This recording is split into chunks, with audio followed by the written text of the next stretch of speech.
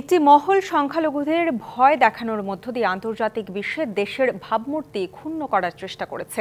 একথা বলেছেন বিজিবি মহাপরিচালক মেজর জেনারেল মোহাম্মদ আশরাফুজ্জামান সিদ্দিকী।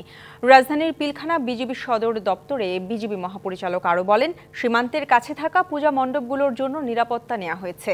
সীমান্ত দিয়ে আওয়ামী লীগের মন্ত্রী, এমপি ও নেতাদের পালিয়ে যাওয়ার বিষয়ে এক প্রশ্নের জবাবে তিনি বলেন, তারা কিভাবে ও কোন এলাকা দিয়ে গেছেন সেই তথ্য নেই, তবে 22 জনকে আটক করেছে বিজিবি। তাদের মধ্যে হাই প্রোফাইল নেতাও আছেন। সীমান্তের 8 কিলোমিটারের মধ্যে প্রায় 2000 পূজা মণ্ডপ এবার হচ্ছে। এগুলোতে বেস ক্যাম্প স্থাপন করছি। তার মাধ্যমে আমরা সেই পূজা মণ্ডপ সমূহের নিরাপত্তা নিশ্চিত করার জন্য আমরা প্রচেষ্টা করছি। বদ্ধপরিকর যাতে এই আমাদের সংখ্যালঘু সম্প্রদায় সুন্দরভাবে তাদের এই সর্ববৃহৎ যে দুর্গাপূজা সেটা উদযাপন করতে পারে।